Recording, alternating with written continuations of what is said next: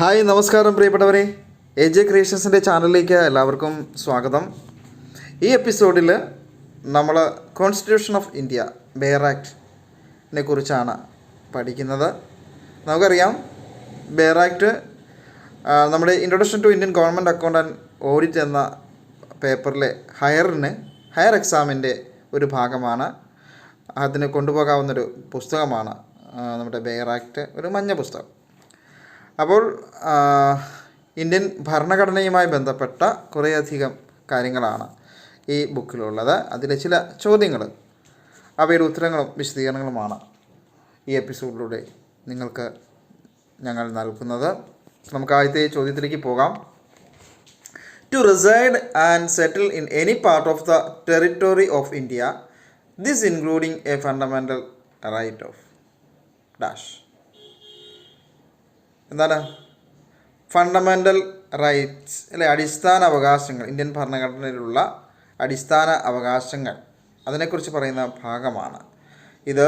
Article 19 bear act article 19, page 35 അതിൻ്റെ detail ഉള്ളത്.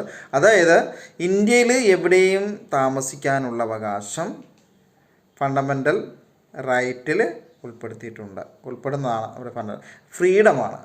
Fundamental right of freedom, സ്വാതന്ത്ര്യം, ഇന്ത്യയിൽ എവിടെയും താമസിക്കാനുള്ള സ്വാതന്ത്ര്യം. അത് ഇന്ത്യൻ ഭരണഘടനയിലെ ഒരു ഫണ്ടമെൻ്റൽ റൈറ്റ്, ഒരു പൗരന് നൽകുന്ന ഫണ്ടമെൻ്റൽ റൈറ്റുകളിൽ ഒന്നാണ്. അപ്പോൾ നിങ്ങളത് ചെയ്യേണ്ടത് വെച്ച് കഴിഞ്ഞാൽ ആർട്ടിക്കിൾ പേജ് 35 ആർട്ടിക്കിൾ വായിക്കുമ്പം മറ്റ് ഫണ്ടമെൻ്റൽ റൈറ്റ്സ് കൂടി അതിനകത്ത് വായിച്ച് നോക്കണം. അതിനകത്ത് ഒരുപാടുണ്ട്. To freedom speech and expression, അതുപോലെ ടു പ്രാക്ടീസ് എനി പ്രൊഫഷൻ, അങ്ങനെ ഉള്ള ഫണ്ടമെൻ്റൽ റൈറ്റ്സൊക്കെ ഒന്ന് വായിച്ച് നോക്കുക. അതിലെ ഒരു ചോദ്യമാണ് ഈ നമ്മൾ പരിശോധിച്ചിരിക്കുന്നത്, ആദ്യത്തെ ചോദ്യമായിട്ട് വന്നിരിക്കുന്നത്. നമുക്ക് നോക്കാം. To upload and protect the sovereignty, unity and integrity of India is a fundamental. അങ്ങനെ പറയുന്നത് എന്താ ഇന്ത്യയുടെ സോവറിനിറ്റി, പരമാധികാരം, അതുപോലെ യൂണിറ്റി, ഐക്യം, ഇൻറ്റഗ്രിറ്റി, സമഗ്രത എന്നിവ പരിരക്ഷിക്കുകയും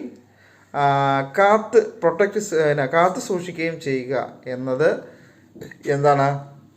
ഫണ്ടമെൻ്റൽ ഡ്യൂട്ടിയാണ്. അപ്പോൾ എൻ്റെ ആൻസർ എന്താ? ആൻസർ സി ആണ്, ഫണ്ടമെൻ്റൽ ഡ്യൂട്ടി. മറ്റ് ഫണ്ടമെൻ്റൽ ഡ്യൂട്ടീസ് കാണാനായിട്ട് നിങ്ങൾ അടിസ്ഥാന കടമകൾ, അപ്പോൾ അത് കാണാനായിട്ട് page 48 Kerala bear act page 48 നോക്കുക. ആർട്ടിക്കിൾ 51A സിയിലാണ് ഇത് പറഞ്ഞിരിക്കുന്നത്. ഏത്? ഫണ്ടമെൻ്റൽ ഡ്യൂട്ടി എന്നുള്ള കാര്യം പറഞ്ഞിരിക്കുന്നത്.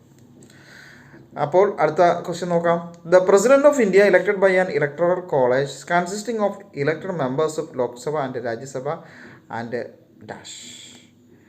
നമ്മുടെ ഇന്ത്യൻ പ്രസിഡന്റിനെ തിരഞ്ഞെടുക്കുന്നത് അല്ലേ? തിരഞ്ഞെടുപ്പ് ലോക്സഭയിലെയും രാജ്യസഭയിലെയും തിരഞ്ഞെടുക്കപ്പെട്ട അംഗങ്ങളടങ്ങിയ ഇലക്ടറൽ കോളേജും പിന്നെ ആരും ചേർന്നാണ്?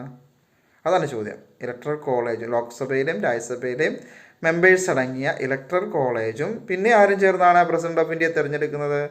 ആൻസർ എ ആണ്, elected members of legislative assemblies of the states. വിവിധ സംസ്ഥാനങ്ങളിലെ ലെജിസ്ലേറ്റീവ് അസംബ്ലി മെമ്പേഴ്സ്, MLA മാർ അല്ലേ? മെമ്പേഴ്സ് ഓഫ് ലെജിസ്ലേറ്റീവ് MLA മാരും കൂടെ ചേർന്നാണ് തിരഞ്ഞെടുക്കുന്നത്? പ്രസിഡന്റ് ഓഫ് ഇന്ത്യയെ തിരഞ്ഞെടുക്കുന്നത്. ആർട്ടിക്കിൾ 54B പേജ് 49 ഡീറ്റെയിൽ ഉള്ളത്.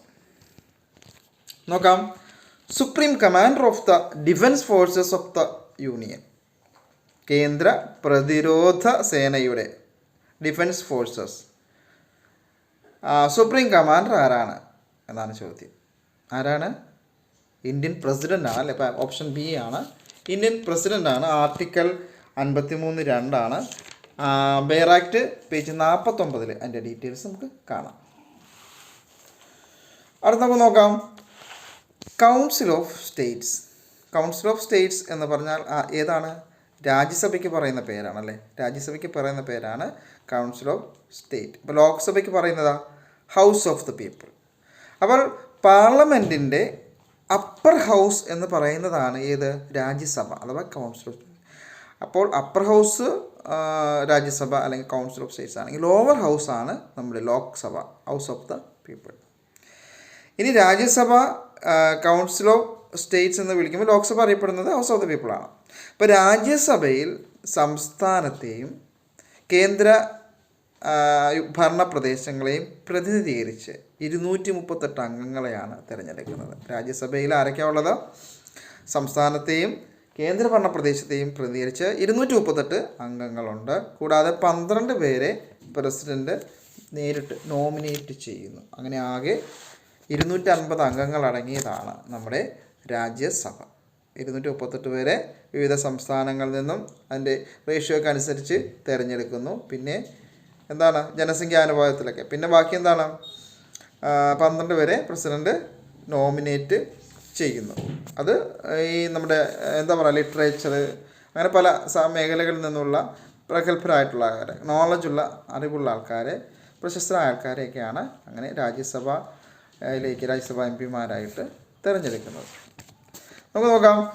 Dash is the ex officio chairman of the council of states. ആരാണ് ex officio chairman of the council of states? അഥവാ രാജ്യസഭയിലെ എക്സ് ഒഫീഷ്യോ ചെയർമാൻ ആരാണ്? വൈസ് പ്രസിഡൻ്റാണ്. വൈസ് പ്രസിഡൻ്റാണ് രാജ്യസഭയിലെ ex officio chairman. Article 64 page 53 detail കാണാം. The vice president shall hold office for a term of dash years.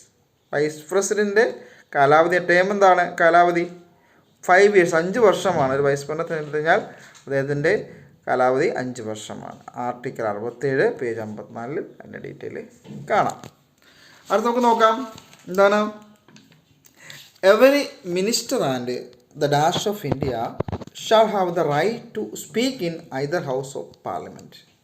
ഇതാണ് ഇന്ത്യയിലെ എന്താ പറയുക, ഒരു മിനിസ്റ്റർ ആൻഡ് ദ ഡാഷ്, എല്ലാ മിനിസ്റ്റർമാർക്കും, മന്ത്രിമാർക്കും, അതുപോലെ മറ്റൊരാൾക്കും കൂടി ഇനി ഹാവ് ദ റൈറ്റ് ഉണ്ട് speak in either house of parliament. 2 ഹൗസിലും, അല്ലേ, ലോക്സഭയിലും രാജ്യസഭയിലും സംസാരിക്കുവാനായിട്ട് എല്ലാ മിനിസ്റ്റർമാർക്കും, എല്ലാ മന്ത്രിമാർക്കും റൈറ്റ് ഉണ്ട്, അവകാശമുണ്ട്. അതോടൊപ്പം മറ്റൊരാൾക്കും ഉണ്ട്, താഴെ കൊടുത്തിരിക്കുന്നത്. ആർക്കാണ്? Attorney general. അറ്റോർണി ജനറലാണ് എൻ്റെ answer. Every minister and the attorney general of India shall have the right to speak in either house of parliament. Article 88 page 63. അപ്പോൾ ഇതുപോലെ മറ്റേ ഈ അറ്റോർണി ജനറലിനെ കുറിച്ച് പറഞ്ഞപ്പോഴാണ് ഈ അറ്റോർണി ജനറലിന് വേറെ ഒരു ഇത് കൂടെ ഉണ്ട്, അതുകൂടെ ഓർത്തിരിക്കുക. അതായത് ഇന്ത്യയിലെ എല്ലാ കോടതികളിലും വിചാരണയ്ക്ക് എത്തുവാനായിട്ട് അറ്റോർണി ജനറലിന് അധികാരമുണ്ട്. എല്ലാ ഇന്ത്യയിലെ ഏത് കോടതികളിലും അറ്റോർണി ജനറൽ ചെല്ലാം, അതിനുള്ള പവർ ഉണ്ട്. നമുക്ക് നോക്കാം. A money bill shall not introduced in the dash. ഒരു മണി ബില്ല് താഴെ കൊടുത്തിരിക്കുന്നവയിൽ അവതരിപ്പിക്കില്ല. എവിടെയാണ് എന്നാണ് ചോദ്യം. ആൻസർ എ ആണ്, council of states. Council of state Rajya Sabha. അപ്പോൾ രാജ്യസഭയിൽ എന്ത് അവതരിപ്പിക്കത്തില്ല?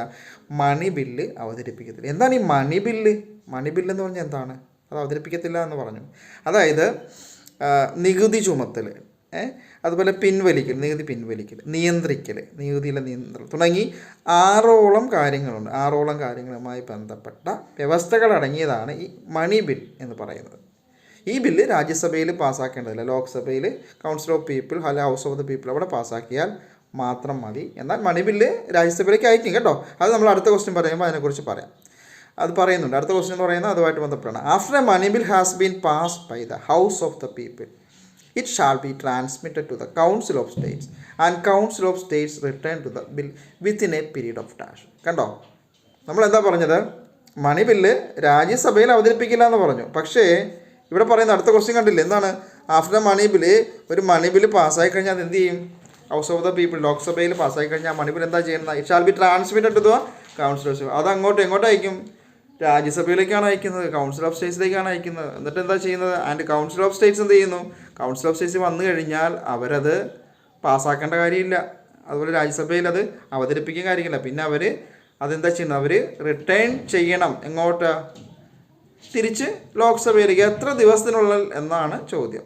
എത്ര ദിവസം അയച്ചു കഴിഞ്ഞാൽ എത്ര ദിവസം? 14 ദിവസത്തിനുള്ളിൽ. അതായത് മണി ബില്ല് ലോക്സഭയിൽ നിന്നും പാസ്സാക്കിയിട്ട് രാജ്യസഭയിലേക്ക് അയച്ചു കഴിഞ്ഞാൽ രാജ്യസഭയിൽ അവതരിപ്പിക്കുകയും ചെയ്യേണ്ട, പാസ്സാക്കുകയും ചെയ്യേണ്ട. പിന്നെ എന്ത് ചെയ്യും? അത് തിരിച്ച് 14 ദിവസം within a period of 14 days ഇതിനുള്ളിൽ തിരിച്ച് കൊണ്ടുപോകണം. അതിൻ്റെ ഡീറ്റെയിൽസ് വായിക്കണമെങ്കിൽ നിങ്ങൾ ആർട്ടിക്കിൾ 109(2) അതോടൊപ്പം പേജ് 71 അത് നോക്കുക. Language to be used in parliament dash or dash. പാർലമെൻറ്റിൽ ഉപയോഗിക്കുന്ന ഭാഷ ഏതാണ് എന്നാണ് ചോദ്യം. നമുക്കറിയാമല്ലേ പാർലമെൻറ്റിൽ ഇംഗ്ലീഷും ഹിന്ദിയുമാണ്. ഇംഗ്ലീഷ് ആൻഡ് ഹിന്ദിയാണ് പാർലമെൻറ്റിൽ ഉപയോഗിക്കുന്ന ഭാഷ. നമുക്ക് എല്ലാവർക്കും അറിയാവുന്ന പ്രശ്നമാണ്. ആർട്ടിക്കിൾ 120 പേജ് 78 അതിൻ്റെ ഡീറ്റെയിൽ. നോക്കാം. Every judge of supreme court shall be appointed by the dash. Supreme കോടതിയിലെ എല്ലാ ജഡ്ജിമാരെയും അപ്പോയിൻ്റ് ചെയ്യുന്നത് ആരാലാണ് നിയമിക്കപ്പെടുന്നത്? പ്രസിഡന്റ്, ഇന്ത്യൻ പ്രസിഡന്റിനാണ് അല്ലേ, പ്രസിഡന്റിനാണ് സുപ്രീം കോടതിയിലെ എല്ലാ ജഡ്ജിമാരെയും നിയമിക്കപ്പെടുന്നത്. ആൻസർ സി, ആർട്ടിക്കിൾ 124(2) പേജ് 79 അതിൻ്റെ ഡീറ്റെയിൽ കാണാം. അടുത്തെന്താണ്? Salaries of the judges of supreme court may be determined by. Supreme കോടതിയിലെ എല്ലാ ജഡ്ജിമാർക്കും എന്താണ് സാലറീസ് ഓഫ് ദ സുപ്രീം കോടതി ജഡ്ജിമാരുടെ ശമ്പളം ആരാണ് നിർണ്ണയിക്കുന്നത് എന്നാണ് ചോദ്യം. സുപ്രീം കോടതിയിലെ എന്താ പറയുക ജഡ്ജിമാരുടെ ശമ്പളം നിർണ്ണയിക്കുന്ന ആരാണ്? ആൻസർ ബി, പാർലമെൻറ്റാണ്. പാർലമെൻറ്റാണ് ബൈ ലോ, നിയമപ്രകാരം പാർലമെൻറ്റ്, ബൈ ലോ അല്ലേ, നിയമപ്രകാരം പാർലമെൻറ്റ്. അപ്പം ആൻസർ പാർലമെൻറ്റാണ്. ആൻസർ ബി, ആർട്ടിക്കിൾ 125 പേജ് 82 അതിൻ്റെ ഡീറ്റെയിൽസ് ഉള്ളത്. നോക്കാം.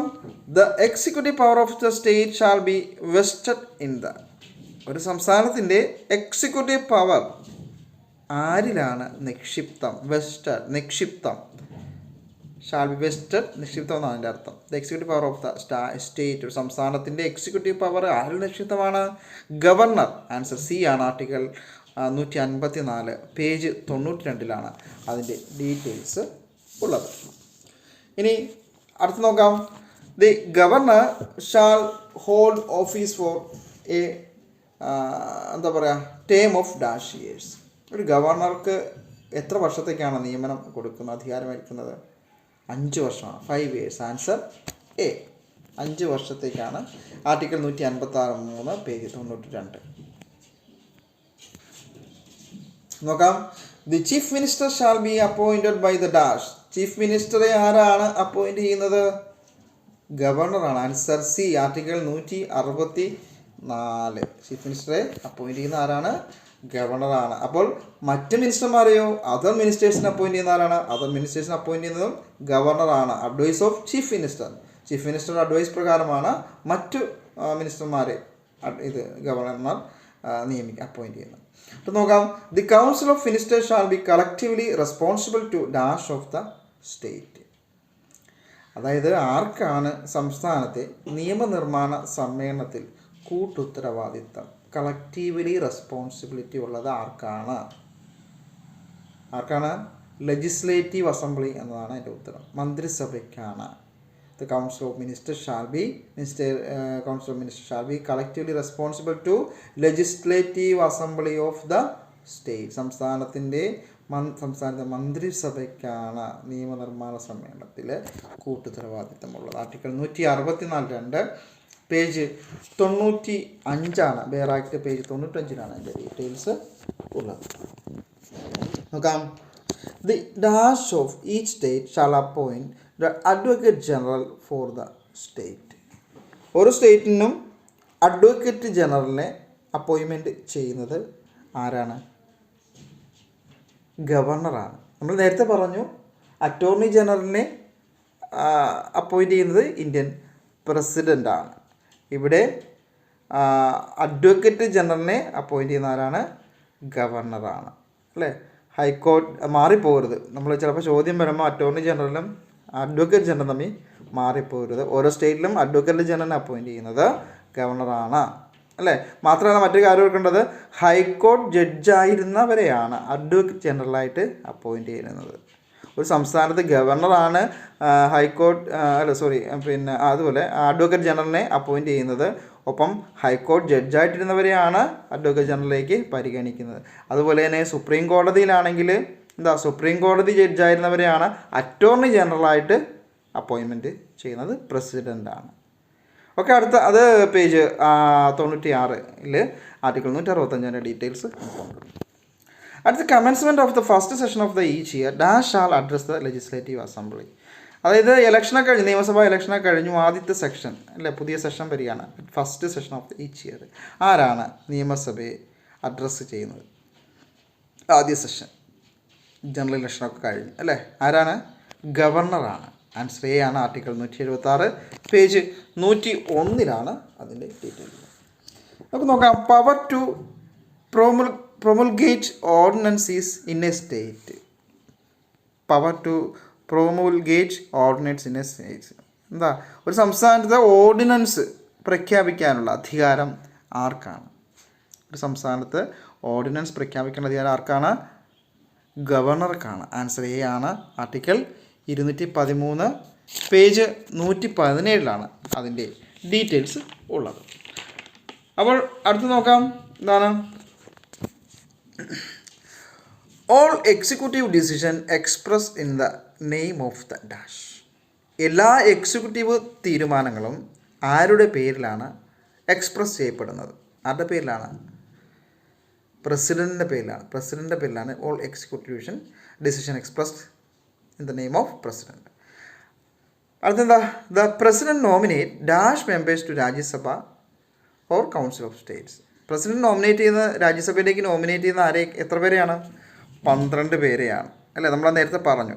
വിവിധ സ്പെഷ്യൽ നോളജ് അല്ലെങ്കിൽ പ്രാക്ടിക്കൽ എക്സ്പീരിയൻസ് ഒക്കെ ഉള്ള ആളുകളെയാണ്, 12 പേരെയാണ് പ്രസിഡൻറ്റ് രാജ്യസഭയിലേക്ക് നോമിനേറ്റ് ചെയ്യുന്നത്. ബാക്കിയുള്ള 238 പേരെയാണ് സംസ്ഥാനങ്ങളിൽ നിന്നും തിരഞ്ഞെടുക്കുന്നത്. അങ്ങനെ ആ 250 പേരാണെന്ന് പറഞ്ഞു. ഈ 12 പേരെന്ന് പറയുന്നത് literature, science, art and social sciences അങ്ങനെയുള്ള മേഖലകളിലൊക്കെ ഇത് പ്രത്യേക എക്സ്പീരിയൻസ് ഉള്ളത്, ഒരുപാട് നോളജുള്ള, അറിവുള്ളവരൊക്കെയാണ് അതിനകത്തേക്ക് പ്രസിഡൻറ്റ് നോമിനേറ്റ് ചെയ്യുന്നത്. ആർട്ടിക്കിൾ 80A ആണ്. പേജ് 59 വായിച്ചാൽ അതിൻ്റെ ഡീറ്റെയിൽ നിങ്ങൾക്ക് കിട്ടും. നോക്കാം. Total number of ministers including the prime minister shall not exceed -% of the total number of members of the house of the people. എന്താണ്? ലോക്സഭയിൽ, അതായത് ഹൗസ് ഓഫ് പീപ്പിളിലെ ആകെ മെമ്പേഴ്സിൻ്റെ എത്ര ശതമാനം കൂടുതൽ ആകാൻ പാടില്ല? നമ്മുടെ പ്രൈം മിനിസ്റ്റർ, പ്രധാനമന്ത്രി ഉൾപ്പെടെ ഉള്ള ആകെ മന്ത്രിമാർ എത്ര ശതമാനത്തിൽ കൂടാൻ പാടില്ല ലോക്സഭയിൽ? ആൻസർ 15. ആകെ അംഗങ്ങൾ, ലോക്സഭാ അംഗങ്ങൾ എത്രയാണ്? അതിൻ്റെ 15% മന്ത്രിമാരെ പ്രധാനമന്ത്രി ഉൾപ്പെടെ ഒരു മന്ത്രിസഭയിൽ ഉണ്ടാകാൻ പാടുള്ളൂ. ഇത് ആർട്ടിക്കിൾ 75A പ്രകാരമാണ്. പേജ് 57 അതിൻ്റെ ഡീറ്റെയിൽ നമുക്ക് വായിച്ച് മനസ്സിലാക്കാം. ഓക്കെ. അടുത്തത്, council of ministers shall be collectively responsible to the. എന്താണ്? മന്ത്രിമാരുടെ സമിതിക്കാണ് കൂട്ടുത്തരവാദിത്വം അല്ലേ? കൗൺസിൽ ഓഫ് മിനിസ്റ്റേഴ്സ്, മന്ത്രിമാരുടെ സമിതിക്കാണ് ഷാൾ ബി കളക്റ്റീവ്ലി കൂട്ടുത്തരവാദിത്വം ഉള്ളത്. എന്തിൻ്റെ കാര്യത്തിൽ? House of the people. ലോക്സഭയിൽ മന്ത്രിമാരുടെ സമിതിക്കാണ് കൂട്ടുത്തരവാദിത്വം ഉള്ളത്. ആൻസർ സി ആണ്. അതുപോലെ ആർട്ടിക്കിൾ 75(3) പേജ് 57 വായിച്ചാൽ അതിൻ്റെ ഡീറ്റെയിൽസ് നമുക്ക് കിട്ടും. നോക്കാം. The president shall appoint a person who is qualified to be appointed a judge of the supreme court to be dash for India. നമ്മൾ നേരത്തെ പറഞ്ഞാലേ, അതിൻ്റെ ആൻസർ എന്താണ്? അറ്റോർണി ജനറലാണ് പ്രസിഡൻറ്റ് അപ്പോയിൻറ്റ് ചെയ്യുന്നത്. ഇന്ത്യൻ പ്രസിഡൻറ്റ് അപ്പോയിൻറ്റ് ചെയ്യുന്നു. ആരെയാണ്? Attorney general. Who is qualified to appointed a judge of the supreme court. Supreme കോടതിയിലെ ഒരു ജഡ്ജായിരിക്കും അത്. സുപ്രീം കോടതിയിലെ ഒരു ജഡ്ജായിരിക്കും അറ്റോർണി ജനറൽ. അദ്ദേഹത്തെ അപ്പോയിൻറ്റ് ചെയ്യുന്നത് ആരാണ്? ഇന്ത്യൻ പ്രസിഡൻ്റാണ്. നമ്മുടെ സംസ്ഥാനത്ത് എന്താ പറഞ്ഞത്? നമ്മുടെ സ്റ്റേറ്റിലാണെങ്കിൽ അഡ്വക്കേറ്റ് ജനറലാണ് അതേ സ്ഥാനം അല്ലേ? Advocate general. അദ്ദേഹത്തിന് ആരാണ് അപ്പോയിൻറ്റ് ചെയ്യുന്നത്? അഡ്വക്കേറ്റ് ജനറലിനെ സംസ്ഥാനം, സ്റ്റേറ്റ് ഗവർണറാണ് അപ്പോയിൻമെൻറ്റ് ചെയ്യുന്നത്. അടുത്ത് നോക്കാം. The attorney general shall receive such remuneration as the dash may determine. Attorney general shall receive such remuneration, പ്രതിഫലം. അപ്പോൾ അത് ലഭിക്കുന്നു അല്ലേ? ആര് തീരുമാനിച്ചേക്കാവുന്ന റെമ്യൂണറേഷൻ, അഥവാ പ്രതിഫലമാണ് അറ്റോർണി ജനറലിന് ലഭിക്കുന്നത്. അറ്റോർണി ജനറൽ റെമ്യൂണറേഷൻ, പ്രതിഫലത്തെക്കുറിച്ച് തീരുമാനിക്കുക ആരാണ്? പ്രസിഡൻ്റാണ് അല്ലേ? അദ്ദേഹം നിയമിച്ച ആൾ തന്നെയാണ് പ്രസിഡന്റ്. അപ്പോൾ ആൻസർ ബി, ആർട്ടിക്കിൾ 76(4) അതിൻ്റെ ഡീറ്റെയിൽ. അപ്പോൾ നമ്മൾ ഈ എപ്പിസോഡിൽ കുറച്ച് പേർ ആക്റ്റുമായിട്ട് ബന്ധപ്പെട്ട കുറച്ച് കാര്യങ്ങളാണ് പറഞ്ഞിരിക്കുന്നത്. അപ്പോൾ എന്തായാലും നമുക്ക് ഈ കുറച്ച് ക്വസ്റ്റ്യനാണ് എഴുതി, നമുക്ക് കുറച്ച് സമയം കൂടെ ഉണ്ട്. അപ്പോൾ അതിനകത്ത് ഞാൻ കുറച്ചുകൂടി കാര്യങ്ങളൊന്ന് ക്വസ്റ്റ്യൻ ഇല്ലാതെ തന്നെ പറയുകയാണ്. നമ്മുടെ രാജ്യസഭയിൽ പറഞ്ഞു ആകെ 250 അംഗങ്ങളാണുള്ളത്. അതായത് 12 രാജ്യസഭാ അംഗങ്ങളെ പ്രസിഡന്റ് നോമിനേറ്റ് ചെയ്യുന്നു എന്നൊക്കെ പറഞ്ഞു. പിന്നെ അതുപോലെ മറ്റൊരു കാര്യം രാജ്യസഭയുമായിട്ട് ബന്ധപ്പെട്ട് പറയാനുള്ളത്, രാജ്യസഭയിലെ കൗൺസിൽ ഓഫ് സ്റ്റേറ്റിലെ ആകെ അംഗങ്ങളിൽ 1/3 ഓരോ 2 വർഷം കൂടുമ്പോഴും പിരിഞ്ഞു പോവുകയും തൽസ്ഥാനത്ത് അത്രയും പേരെ പുതിയതായി തിരഞ്ഞെടുക്കുകയൊക്കെ ചെയ്യുന്നുണ്ട്. അതുകൊണ്ട് തന്നെ രാജ്യസഭയെ കൗൺസിൽ ഓഫ് സ്റ്റേറ്റിനെ ഒരു സ്ഥിരം സഭ എന്നാണ് അറിയപ്പെടുന്നത്. സ്ഥിര സഭയാണ് ഈ രാജ്യസഭ. പിന്നെ അതുപോലെ ഈ രാജ്യസഭയിൽ എക്സ് ഒഫീഷ്യോ ചെയർമാൻ എന്ന് പറയുന്നത് വൈസ് പ്രസിഡൻ്റാണ്. അതുപോലെ വൈസ് പ്രസിഡൻറ്റ് സ്ഥാനത്തേക്ക് മത്സരിക്കുന്നയാൾക്ക് 35 വയസ്സ് പൂർത്തിയാക്കിയിരിക്കണം എന്നൊക്കെയുണ്ട്. അതുപോലെ പ്രസിഡൻറ്റിനും അങ്ങനെ തന്നെയാണ്. പ്രസിഡൻറ്റിനും 35 വയസ്സ് പൂർത്തീകരിക്കണം. അതുപോലെ ഭരണകാലാവധി 2 പേർക്ക് 5 വർഷമാണ്. അങ്ങനെ കുറേ കാര്യങ്ങളൊക്കെ ഉണ്ട്. അപ്പോൾ നമുക്ക് അടുത്ത ക്വസ്റ്റ്യനൊക്കെ ആയിട്ട് അടുത്ത എപ്പിസോഡ് വരുമ്പോൾ ബാക്കിയുള്ള കാര്യങ്ങളുമായിട്ട് നമുക്ക് എത്താം. അപ്പോൾ പ്രിയപ്പെട്ടവരെ, നമുക്ക് എക്സാം മാറ്റിയതായിട്ട് ഇലക്ഷൻ ആയതുകൊണ്ട് ഈ എന്താ പറയുക ലോക്കൽ ബോഡി ഇലക്ഷൻ നടക്കുന്നതുകൊണ്ട് ഡിപ്പാർട്ട്മെൻറ്റ് ടെസ്റ്റ് എഴുതുന്ന പലർക്കും പോളിംഗ് ഓഫീസർമാരൊക്കെ ആയിട്ട് ഡ്യൂട്ടി ഉള്ളതുകൊണ്ട് PSC നവംബർ 30 നടക്കുന്ന, നവംബർ 30 ഡിസംബർ 3 എന്നീ ദിവസങ്ങൾ നടക്കുന്ന എക്സാം മാറ്റിയിട്ടുണ്ട്. അപ്പോൾ നമുക്ക് പഠിക്കാനായിട്ട് പിന്നീട് സമയം കിട്ടുന്നുണ്ട്. കാരണം ഇപ്പം 30-ാം തീയതി ആണെങ്കിൽ നമുക്ക് അധികം എപ്പിസോഡ് ചെയ്യാൻ പറ്റില്ലായിരുന്നു. പക്ഷേ ഇനിയിപ്പോൾ നമുക്ക് ചെയ്യാൻ സാധിക്കും. അതുകൊണ്ട് നിങ്ങൾ മറക്കാതെ എല്ലാ ക്ലാസ്സും കാണുക, എല്ലാ ക്ലാസ്സും കേൾക്കുക. അപ്പോൾ അത് മുടക്കണ്ട, കാരണം എപ്പോഴും ഉണ്ടാവും. ഇത് കഴിയുമ്പോൾ എപ്പോഴും അത് ഒരു അനൗൺസ്മെൻറ്റ് ഉണ്ടാകാം പരീക്ഷ. അപ്പോൾ അതുകൊണ്ട് നമ്മളിപ്പോഴേ തയ്യാറായിട്ടിരിക്കുക. അപ്പോൾ എല്ലാവർക്കും നന്ദി, നമസ്കാരം.